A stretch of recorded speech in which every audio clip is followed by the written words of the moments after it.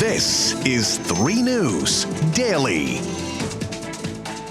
Hello there, everybody. Welcome back to 3 News Daily. I'm Stephanie Haney here on this Friday, October 7th. Thanks for being here for our top stories from WKYC.com and our WKYC app. And we start today with Tamara McLoyd, who is back in court for a new sentencing hearing. And people are wondering why, because the 19-year-old was convicted of murdering police officer Shane Bartek on New Year's Eve. Well, last week, McLoyd was sentenced to life in prison with eligibility for parole after around 52 years. Well, today, what they're doing is addressing technicalities. These are based on sentences for certain crimes that have to be served back to back, consecutively, rather than at the same time, concurrently. So ultimately what this will mean is it will be longer before McLoyd is eligible for parole. That life sentence for murder, that will not change today. We'll have more updates on the hearing for you, and you can watch the entire thing for yourself at WKYC.com.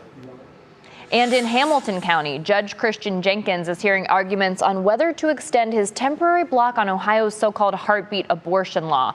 The law says that abortion is illegal once a fetal heartbeat can be detected, and sometimes that's possible as early as 6 weeks, which is where that name for it comes from, that sort of unfamiliar name or that less formal name. So the ACLU of Ohio has filed a lawsuit against the law, and Jenkins previously blocked it through October 12th. The ACLU says that the heartbeat law violates Ohio citizens' rights and is unconstitutionally vague. We'll keep you up to date on that.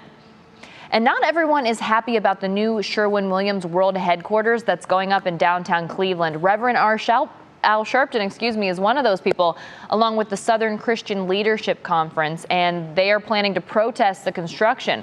The protest is happening on Tuesday at 11 a.m., and what they want is a Black-owned firm to partner on the project. Now, in July, another famous prominent civil rights leader, Reverend Jesse Jackson, came to Cleveland in support of the cause, saying it's in the best interest of Cleveland to meet with people who aren't happy with the way the planning has been going up to this point. Now, this disagreement goes all the way back to 2020, when the Black Contractors Group, also known as BCG, and SCLC say they met with Sherwin-Williams, and they received what they thought was a commitment for a Black-owned firm to join a team of 9 key partners.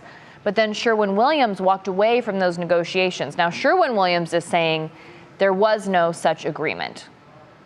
And in federal news, President Joe Biden announced yesterday that he's pardoning more than 6,500 people convicted of simple marijuana possession charges. Now, that's 6,500 across the U.S. because the key here is this is all about federal charges, not state convictions. So the president is asking governors across the country to do the same thing with state convictions. And here in Ohio, Governor Mike DeWine says he is reviewing that request. So you might be wondering, what does this mean for Ohioans right now? Well, what it means is technically at this point, this has no effect on anyone convicted under Ohio law for marijuana possession.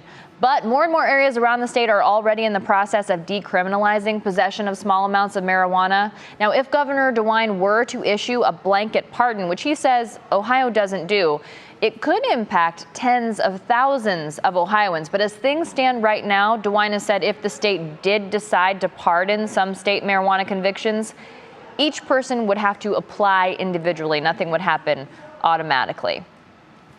And that man who we saw on video throwing a water bottle at Browns owner Jimmy Haslam, he's a Cleveland attorney, and he has been charged. This happened at the end of the New York Jets' loss a couple of weeks ago, and it was not a pretty game, I can tell you that.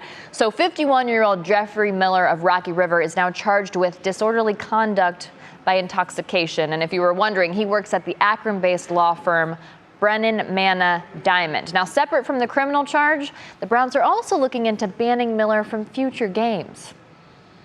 Now, in other sports news, today is an exciting day for Cleveland because the Guardians are playing their first wild card game in the 2022 postseason. And I know something good happened because I heard everyone in the newsroom cheering just a few minutes ago. It's about 1:38, so we're going to check in with our own Neil Fisher. He's downtown. He's outside of Progressive Field. Neil, tell us what's going on. What's the inning? What's the score at this moment? Well, what's the just vibe? now, chance of Jose as Jose Ramirez puts the Cleveland Guardians ahead 2-1 in the bottom of the 6th inning. The place just went nuts as they took the lead over the Tampa Bay Rays in this first game of the playoff series.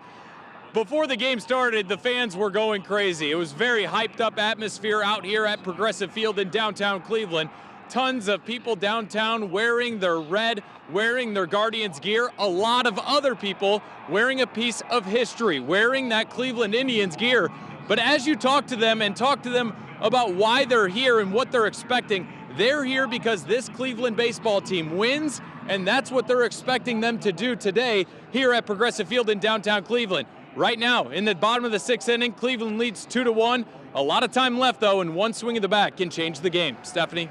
All right, well, we're hoping that we only see that score going up on the Guardians side. Neil, thank you very much. We'll be with you with more updates, and we'll be checking it out on WKYC.com. Love to see everybody rock in the red. That's what the Guardians ask people to do.